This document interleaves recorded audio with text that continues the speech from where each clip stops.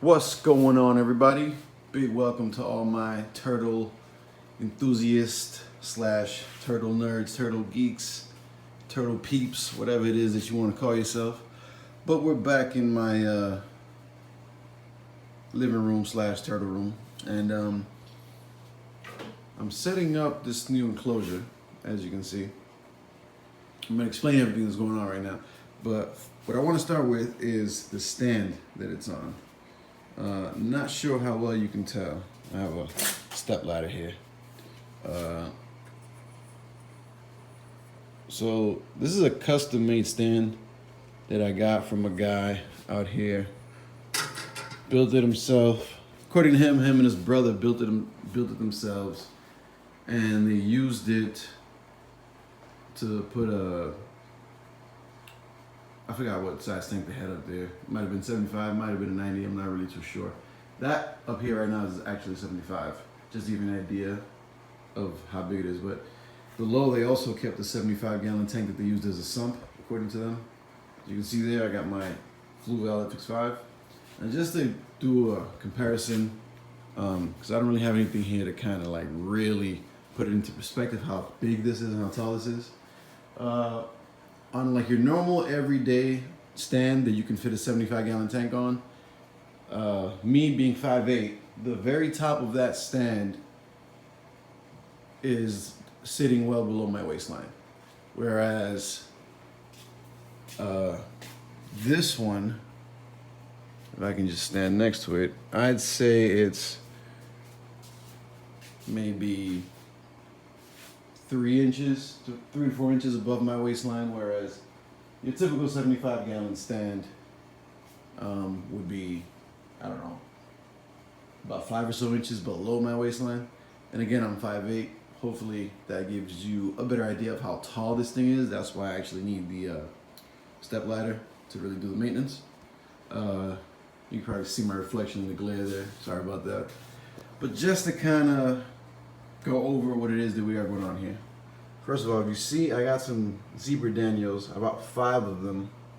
I really threw them in there just to sort of test the water quality out. They've been in here for, it's got to be the 3rd day now, and they've been doing just fine. So I'm confident to move forward on the rest of the build, I guess you could say.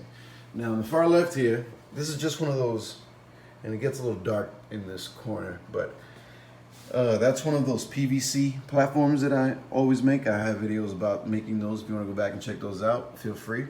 And try to get some more light in there. On top is a piece of egg crate light diffuser, which is this stuff right here. This is what I have left over from a really large piece.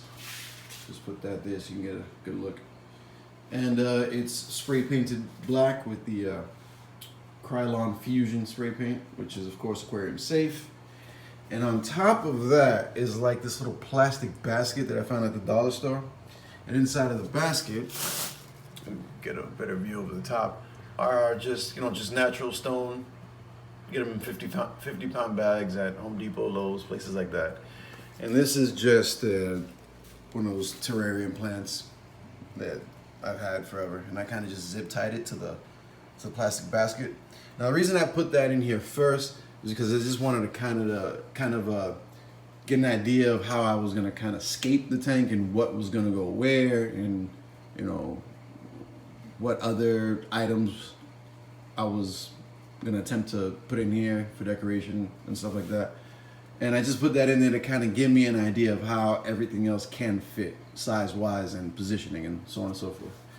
And then I started dumping in some pool filter sand that I got at Home Depot. There's about 50 pounds in here right now, and I have another 50 pounds just in case I'm running a little short. So again, I'm gonna move back and just give you an idea of what it looks like now before I really get to work and really finish it up. And if you're not familiar with the dimensions of a 75-gallon tank, they are 4 feet long, they're 18 inches wide, and I do believe this is about 22 inches tall. I'm not exactly sure. I'm gonna have to go back and double check, but it looks to be about 22 inches tall. But yeah. So again, there it is. Take a good look at it. I'm gonna start spreading the sand around.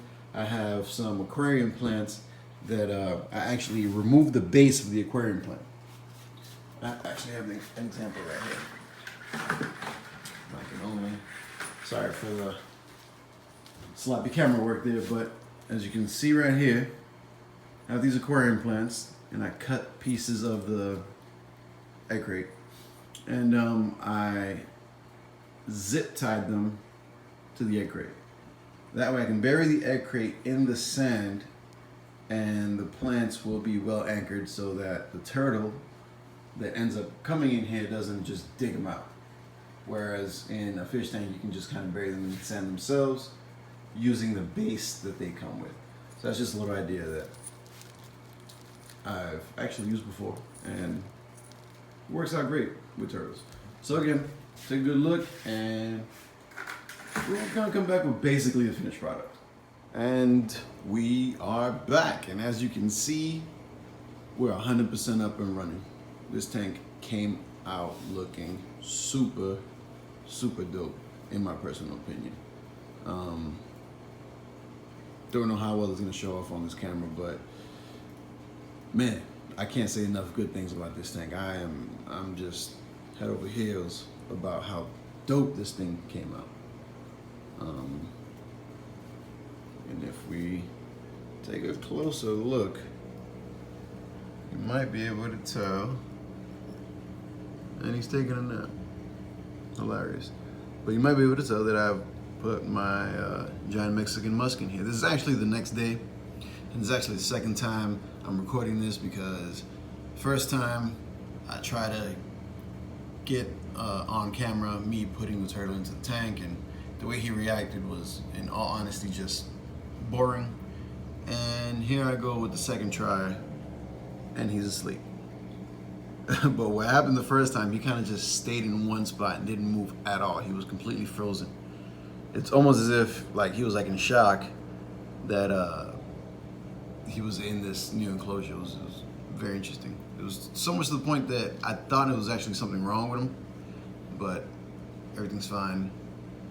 He ate earlier today, everything's cool. And he was just moving around before I started filming, and now he's taking a little nap. And it's great that he's using this area to actually sleep, because that's exactly what I intended it for. What I intended for this structure to be was almost like a shallow water platform for one of my bigger turtles. And it's working out really well. But since he's snoozing, I just want to kind of start from the top and come on down and just explain everything that makes up this entire enclosure. If we start from the top, whoa, almost dropped the camera. If we start from the top, in the dome is the basking bulb.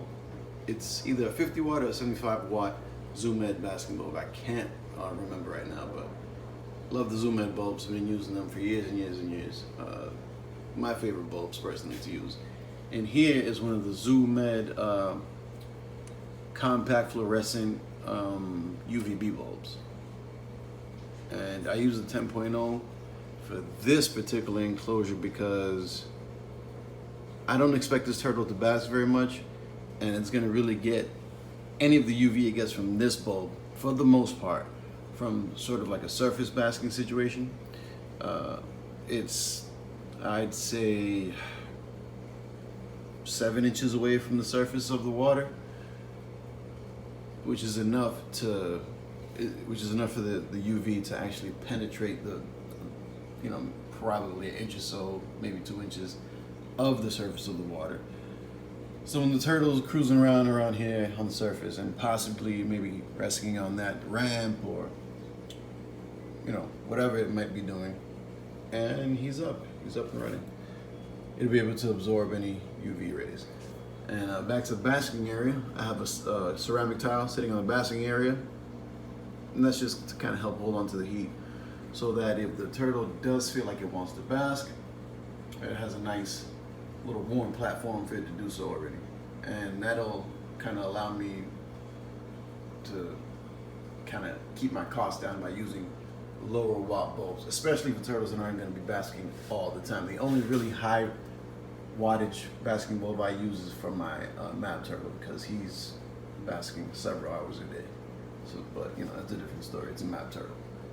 But moving right down, we have the ramp that goes well into the water, and it goes directly to the basking area, and it's covered in that black plastic hardware cloth that you get in giant rolls. It's very useful for the turtle hobby if you're constantly building your own structures for your animals, kind of the way that I do. But it's gonna basically allow for the animal to get a really secure grip, and it's gonna be able to climb up and down the ramp with no problem at all. And again, this is the egg crate light diffuser. It comes in these giant white, well, maybe not giant, but very large white sheets. This is kind of like the remnants of one of those large sheets. As you can see, I've just been cutting out pieces that I need in order to build the structures that I build. And these particular ones, I've painted this in the black Krylon Fusion spray paint, which is aquarium safe, of course. They don't really touch the water, except obviously for the ramp, but you can never be too careful. Moving right down, there he is. I keep saying he, because I was very convinced it was a male when I first got him, but now I'm not exactly sure. But I guess it's one of those things that only time will tell. So we'll see what happens with that. Either way, it's a beautiful, beautiful animal. I really just love the pattern on the head on this animal. Contrast is just dope. And those ink blot patterns, super dope. So again, we have this little plastic basket that I have with a natural stone, and that provides a nice little platform for the turtle to kind of hang out at. As you can see, he was, asleep on it. And there's the PVC platform that I built with a piece of egg crate on top of that, and able to provide like a nice flat surface so the basket can securely rest on. And what it's also doing is weighing down the PVC, because it's going to be obviously very light.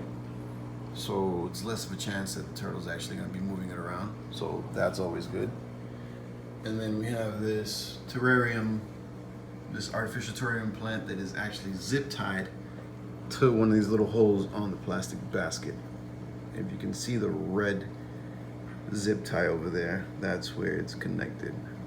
I'm not sure how well you can see that because of the light, but see if I can kind of. That looks even worse. But yeah, there's a red zip tie on there, and that leads us into this pretty large piece of Mopani driftwood, which is really cool. And there's one of the terrarium plants. Well, the aquarium plants that's actually zip tied to the egg crate back there.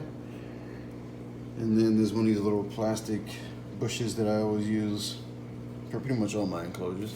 And then here we go with more of the plants that are zip tied.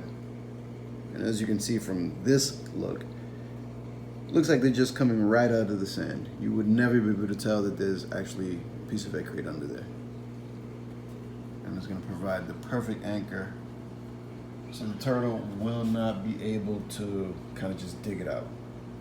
And hopefully, he doesn't get too determined, because I'm pretty sure they really want to, they could. But like I said, this has really worked for me before in the past, and I'm very confident it's going to continue to work, even with a larger species like this.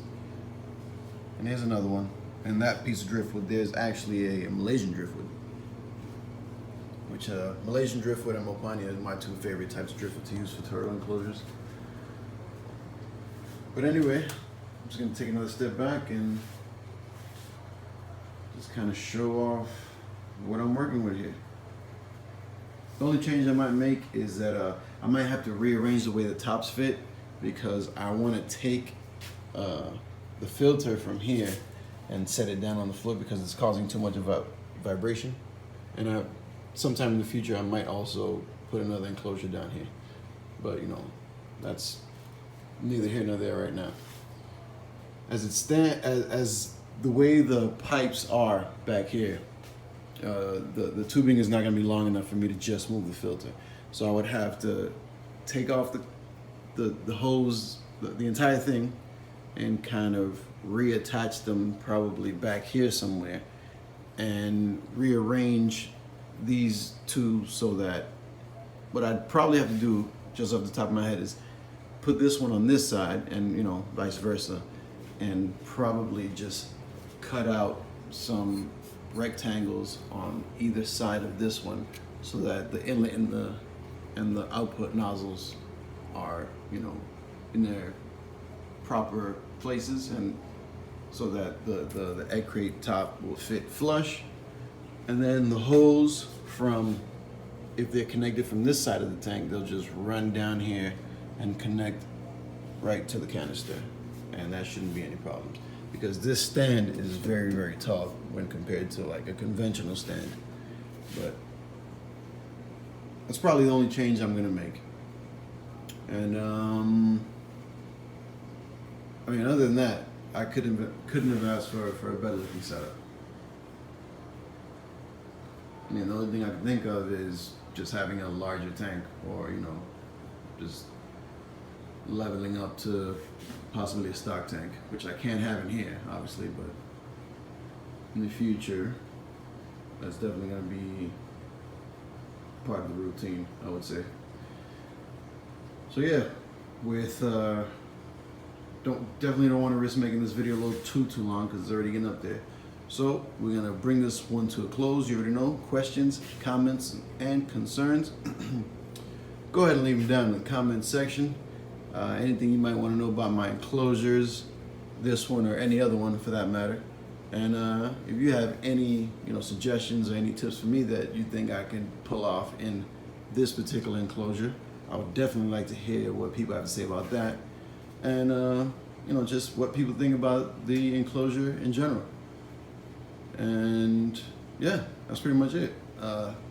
Thanks again for everyone who tunes in. I super duper appreciate it. I love that people actually want to listen to what I have to say about these animals, and I definitely want to hear what people have to say about what I have to say. So again, make sure you guys chime in down in the comment section, and you know, keep tuning in. I'm gonna try to keep pumping the videos out. I'm gonna try to keep them interesting. And thanks again. So until the next time, happy reptile keeper. Peace.